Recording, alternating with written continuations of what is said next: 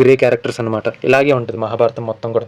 ఏ క్యారెక్టర్ని మనం పూర్తిగా నమ్మలేం. ఏదైనా ఒక క్యారెక్టర్ని పూర్తిగా వీళ్ళు మంచోళ్ళు అనుకునే లోపు వాళ్ళు చెడ్డగా ప్రవర్తిస్తారు. అది ఎవరైనా సరే, ధర్మరాజు అయినా, భీముడైనా, అర్జునుడైనా, దుర్యోధనుడైనా, కర్ణుడైనా, కుంతైనా, కృష్ణుడు కూడా మీకు ఒకానొక సమయంలో కృష్ణుడు ఏంటి ఇంత పక్షపాతంగా ఉన్నాడని చెప్పి కూడా మీకు అనిపిస్తుంది. అందరికీ పాండవులు అంటేనే ఇష్టం చిన్నప్పటి నుంచి, నాకు కూడా. ఎందుకంటే పాండవుల పక్షాన కృష్ణుడు ఉన్నాడు కాబట్టి పాండవులు అంటే ఇష్టం. ఒకవేళ కృష్ణుడు కౌరవుల పక్షాన ఉండుంటే ప్రపంచం మొత్తానికి కౌరవులు అనే వాళ్ళే ఇష్టం. అప్పుడు కథ వేరేలా ఉండేది. సో మనం దేవుడిని చూసి పక్షాన్ని ఎంచుకున్నాం కానీ అక్కడ నిజంగా జరిగిన ఏవైనా సందర్భాన్ని బట్టి దీన్ని బట్టి ఎంచుకోవాలంటే చాలా కష్టం. ఎవరిని చూస్ చేసుకోలేం. సో ఇప్పుడు మనం మన మెయిన్ రీజన్ ఎందుకు నేను దాన వీర శూర కర్ణ సినిమా అయితే చూడవలసి వచ్చింది, ఎందుకు నేను పర్టికులర్ గా ఈ వీడియో చేస్తున్నాను అని చెప్పి మాట్లాడుకునే టైం అయితే వచ్చింది గైస్. రీసెంట్ గా మనకు తెలుసు కల్కి సినిమాలో మన కర్ణుడిని గ్లోరిఫై చేస్తూ చూపించారు. అది చాలా తప్పు. కర్ణుడు దుర్మార్గుడు అని చెప్పి చాలా మంది అంటున్నారు గైస్. మన పురాణాల్లో అలా ఉందా, లేదంటే మన పాత సినిమాలో రిఫరెన్స్లు ఏమైనా ఉన్నాయా దీనికి సంబంధించి అని చెప్పి నేనైతే చెక్ చేశాను. సరే ఇవన్నీ చూడడం ఎందుకు, మన ఎన్టీఆర్ గారిదే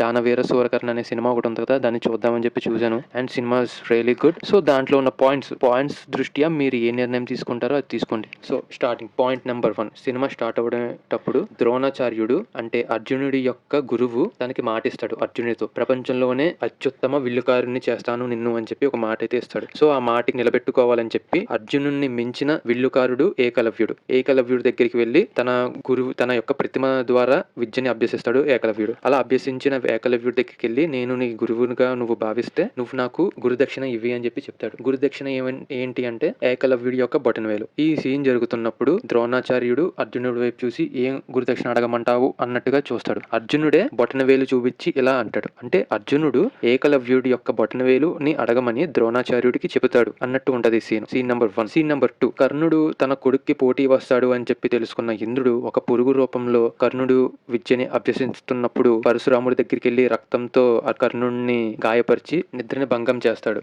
రాముడికి నువ్వు క్షత్రియ పుత్రుడివి నాకు అనుమానంగా ఉంది కాబట్టి నేను క్షత్రియులకి నేర్పను అని చెప్పి శపిస్తాడు. తర్వాత నేను శూద్రపుత్రుడిని అని చెప్పి కర్ణుడు చెప్పిన తర్వాత పరశురాముడు తన తప్పు తెలుసుకుని తనకి కొన్ని ఆయుధాలు, రథము ఇస్తాడు. మరొక ఘట్టం ఏంటంటే ఒక రోజు హస్తినాపురంలో క్షాత్ర పరీక్ష నిర్వహిస్తారు. ఇక్కడ క్షాత్ర పరీక్షలో పాల్గొనడానికి వచ్చిన కర్ణుడిని మహర్షులు, ద్రోణాచార్యులు అందరూ సరే నువ్వు కులహీనుడివి, నువ్వు శూద్రపుత్రుడివి అని చెప్పి వెలివేయడానికి ప్రయత్నిస్తారు. అక్కడ కర్ణుడి యొక్క స్నేహితుడైన దుర్యోధనుడు తనకు అండగా నిలబడి ఏమంటివి అని చెప్పి ఒక డైలాగ్ అనేది మనకి చాలా బాగా తెలుసు. జాతి నెపమున కూత కూయుటకు అనర్హుడు అందువా ఎంత మాట ఇది క్షాత్ర పరీక్షయే గాని క్షత్రియ పరీక్ష కాదనందువా మట్టి కుండన పుట్టిన నీ జన్మం ఎటువంటిది, నీ తండ్రి భరద్వాజ్ సారీ ఆ డైలాగ్ ని రిపీట్ చేయడం అంత ఈజీ కాదు. సో ఇక్కడ ఫేమస్ డైలాగ్ చెప్పి కర్ణుడికి ఒక అంగరాజ్యాన్ని అయితే దుర్యోధనుడు బహుమతిగా ఇస్తాడు. ఇక్కడ గుర్తుపెట్టుకోండి, ఒక అంగరాజ్యాన్ని తన స్నేహితుడికి బహుమతిగా ఇస్తాడు. దాంతో పాటు తన సింహాసనంలోని సగ భాగాన్ని కర్ణుడికి ఇస్తాడు. ఇక్కడ ఆలోచించండి, తన స్నేహితుడు అన్న ఒకే ఒక కారణంతో తన కులం చూడకుండా, తన యొక్క పుట్టగతులు చూడకుండా,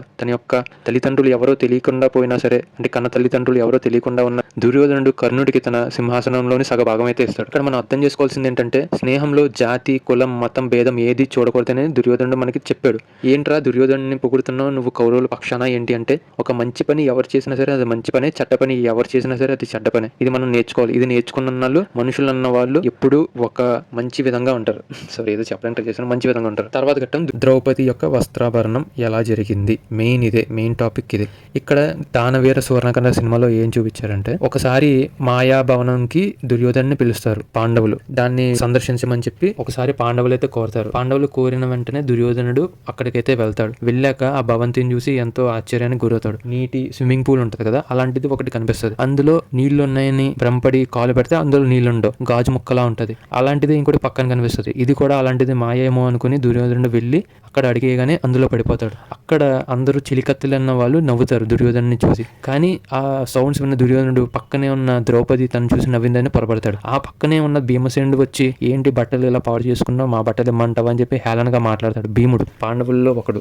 దుర్యోధనుడు అంటే ఎంతో అహంకారంతో, ఎంతో పొగరుతో, ఎంతో పౌరుషంతో ఉంటాడు. అలాంటి దుర్యోధనుడికి కన్నీళ్లు పెట్టుకున్నంత పనే వద్ది. అక్కడ వెళ్ళిన తర్వాత ఆ ద్రౌపదిని కానీ ఆ పాండవుల్ని కానీ ఎలాగైనా హేళన చేయాలని చెప్పి అనుకుంటారు. ఆ సమయంలో శకుని ఇస్తాడు ఈ ఐడియా అని చెప్పి దానవీర సూరకర్ణలో ఉంది. శకుని ఏమంటాడంటే, మనం పాండవుల దగ్గర నుంచి వాళ్ళ రాజ్యాన్ని అందరినీ దూరం చేయాలి, ద్రౌపదిని కూడా దూరం చేసి వివస్త్రం చేసి నీ ఆనందాన్ని తీర్చుకోవాలని చెప్పి శకుని అయితే సలహా ఇచ్చినట్టు ఎక్కడ దానవీర సూరకర్ణ అనే పాత్రలో ఉంది. మహాభారతంలో అందరికీ నచ్చని విషయం ఏదైనా ఉంది అంటే కౌరవుల దగ్గర అది ద్రౌపదిని వివస్త్రం చేయడం. ఈ మాట ఒప్పుకుంటారు కదా. సో ఇక్కడ ద్రౌపదిని వివస్త్రం చేయడం ఎవరి తప్పు? 1 కర్ణుడిదా, 2 శకునిదా, 3 దుశ్శాసనుడిదా, 4 ధర్మరాజుదా. నా వరకు ఏదైనా తప్పు ఎవరిదైనా ఉంది అంటే అది ఖచ్చితంగా ధర్మరాజుదే మొదటి తప్పు. ఎందుకంటే తన భార్యని జూదంలో ఎవరు పనంగా పెట్టకూడదు. జూదం ఆడడమే తప్పు. అలాంటిది జూదంలో తన రాజ్యం సర్వస్వం పోయిన తర్వాత తన భార్యని పెట్టి రాజ్యాన్ని దక్కించుకోవాలి తిరిగి అని చెప్పి అనుకోవడమే చాలా పాపం. ఇక్కడ ధర్మరాజుదే ముమ్మాటికి తప్పు. తర్వాతి తప్పు దుశ్శాసనుడిది, చీర లాగడానికి ప్రయత్నిస్తాడు. తర్వాత మిగిలిన వాళ్ళందరిది చూస్తున్న ఎవరైతే ఖండించలేదో అక్కడ ఇది తప్పు అని చెప్పి వాళ్ళందరిది కూడా తప్పే. ఈ ఘట్టం జరుగుతుండగానే ద్రౌపది కృష్ణుడిని వేడుకుంటది, హే కృష్ణ అని చెప్పి. అప్పుడు కృష్ణుడు తన అన్న కాబట్టి ద్రౌపదికి వస్త్ర భరణం కాకుండా తన యొక్క చీరనైతే అక్కడ ఉన్న చీరను పంపిస్తాడు. అది లాగు దుశ్శాసనుడు అలసిపోయి ఇంకా విరమించుకుంటాడు. ఇక్కడ ధృతరాష్ట్రుడు అంటే కౌరవుల యొక్క తండ్రి ద్రౌపదిని క్షమించమ్మా అని చెప్పి పిలిచి నీకు 2 వరం ఇస్తాను కోరుకో అంటే తన యొక్క భర్తలను దాసుల నుంచి విముక్తి చేయండి, పోయిన సంపద అంతా ఇచ్చేయండి అని చెప్పి ద్రౌపది తన యొక్క కోరికను కోరుకుంటది ధృతరాష్ట్రుడి దగ్గర. ధృతరాష్ట్రుడు ఇస్తాడు. ఇది జరిగిన తర్వాత కూడా శకుని అనేది ఏమంటాడంటే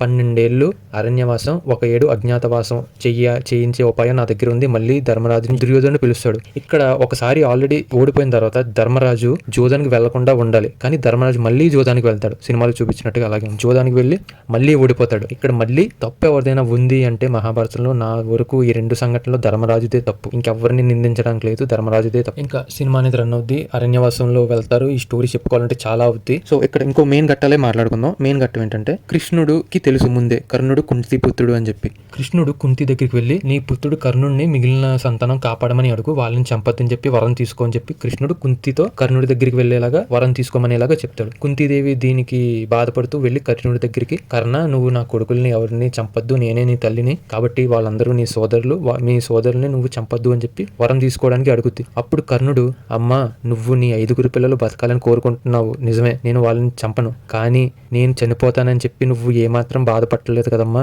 అదే నాకు చాలా బాధ కలిగిస్తుంది అని చెప్పి కర్ణుడు అక్కడ ఏడుస్తాడు. నిజంగా ఆ సీన్ దగ్గర అయితే ఫ్రెండ్స్ నాకైతే కళ్ళల్లో నీళ్ళు వచ్చినాయి ఫ్రెండ్స్. కర్ణుడు నాకు ఎవరైనా గౌరవం తెచ్చారు ఈ సంస్థానంలో అంటే అది దుర్యోధనుడు ఒక్కరే, కానీ నీవు నాకు కన్న తల్లివి, నిన్ను బాధపట్టలేను, నా స్నేహితుడు దుర్యోధనుని కూడా నేను మోసం చేయలేను, కాబట్టి నీ కొడుకుల్లో 4 వదిలేస్తాను. ఆ 4 ఎవరంటే ధర్మరాజు, భీముడు, నకులుడు, సహదేవుడు. ఈ 4 నా వద్ద చంపడానికి వీలున్నా సరే నేను చంపను, కానీ అర్జున్ మాత్రం నేను కాపాడడానికి ప్రయత్నించను, ఎందుకంటే నా దుర్యోధనుని నేను కాపాడుకోవాలి, ఇది నా స్నేహానికి పరీక్ష అని చెప్పి కర్ణుడు ఇస్తాడు. ఇక్కడ మనం గుర్తుంచుకోవాల్సింది ఏంటంటే తనకి గౌరవం తెచ్చిన స్నేహితుడిని కర్ణుడిని అందరూ నీచంగా చూస్తారు. ఏ కులమో తెలియదు, ఏ మతమో తెలియదు, ఎవరికి పుట్టాడో తెలియదు అని చెప్పి నీచంగా చూస్తారు. అలాంటి సమయంలో కర్ణుడికి ఎవరైనా దగ్గరగా తన గౌరవం తెచ్చారు అని అంటే అది దుర్యోధనుడు మాత్రమే. అలాంటి దుర్యోధనుడికి కర్ణుడు ఎల్లప్పుడూ హితుడిగా ఉంటాడని చెప్పి మాటిస్తాడు. కాబట్టి ఇక్కడ కర్ణుడి యొక్క తప్పు అనేది ముమ్మాటికి లేదు. స్టార్టింగ్ లో కుంతీదేవిని కూడా ఈ మహాభారతంలో మంచి క్యారెక్టర్ అయితే చెప్పలేదు, ఓన్లీ గ్రే క్యారెక్టర్ అనే చెప్పింది. తర్వాత ద్రోణాచార్యుడి యొక్క చావు. ద్రోణాచార్యుడు ఎవడంటే మొత్తం పాండవులకి కౌరవులకి గురువు. ఇక్కడ ద్రోణాచార్యుని హతమార్చాలంటే చాలా కష్టం, ఎందుకంటే విద్యలో అన్నిటిలో సరే తనకు తానే సాటి. అలాంటి ద్రోణాచార్యుడు అస్త్ర సన్యాసం చేస్తాడని చెప్పి మాటిస్తాడు. ఎప్పుడంటే తన కొడుకు అశ్వత్థామ ఎప్పుడైతే మరణిస్తాడో ఆ క్షణం నుంచి తను అస్త్ర సన్యాసం అనేది చేస్తాను అని చెప్పి మాటిస్తాడు. సో ఇక్కడ ధర్మరాజుతో కృష్ణుడు ఏమంటాడంటే, ధర్మరాజా నువ్వు అశ్వత్థామ హతః అని చెప్పి గట్టిగా అరువు, కుంజరహ అని చెప్పి నెమ్మదిగా చెప్పు, దీంతో ద్రోణాచార్యుడు అస్త్ర సన్యాసం అయితే చేస్తాడు అని చెప్పి చెప్తాడు. ధర్మరాజు సరే అంటాడు. యుద్ధంలో ద్రోణాచార్యుడికి వినిపించేలాగా అశ్వత్థామ హతః కుంజరహ అని చెప్పి నెమ్మదిగా అంటాడు. సో దీంతో ద్రోణాచార్యుడు అస్త్ర సన్యాసం అయితే చేస్తాడు. దీంతో పాండవులు ద్రోణాచార్యుని చంపేస్తారు. ఇంకో ఘట్టం భీష్ముడి చావు. భీష్ముడిని కూడా ఎలా చంపుతారంటే భీష్ముడిని కలుస్తారు. యుద్ధం జరుగుతున్న మధ్యలో సాయంత్రం సంధ్యా సమయంలో భీష్ముడిని కలిసి, తాత మీలాంటి వీరిని ఎదుర్కోవాలంటే ఏం చేయాలని చెప్పి పాండవులు భీష్ముడితో అంటాడు. ఇక్కడ నాకు వచ్చింది ఏంటంటే మనం అవతల వాళ్ళ వీక్నెస్ ఇది ధర్మయుద్ధంగా నాకు ఎప్పుడు అనిపించట్లేదు. ఎందుకంటే మనం అవతల వాళ్ళ దగ్గరికి వెళ్ళి వాళ్ళని బొత్తిగించి వాళ్ళని పొగిడి వాళ్ళ దగ్గర నుంచి వాళ్ళ యొక్క వీక్నెస్ తెలుసుకున్నట్టయితే నాకు అనిపించింది ఆ సినిమా చూస్తే. నిజంగా అలా జరిగిందా లేదా అన్నది మనకి ఎవరికి తెలియదు, మనం తెలుసుకునే అంత ప్రయత్నం కూడా చేయలేదు, ఎందుకంటే ఆ చరిత్ర ఇప్పటికీ ఎన్ని రకాలుగా మారుస్తుందో ఎవరికీ తెలియదు. సో అందుకే చెప్తున్నాను, మీ మహాభారతంలో ఒక క్యారెక్టర్ని ఎవరిని నమ్మడం లేదు. నాకు మహాభారతంలో ఎవరైనా నచ్చారు అంటే అది ఒక్క అభిమన్యుడు మాత్రమే. అభిమన్యుడే నాకు ఎప్పుడు కూడా ప్యూర్ క్యారెక్టర్ గా కనిపిస్తాడు. తర్వాత అభిమన్యుడి యొక్క చావు.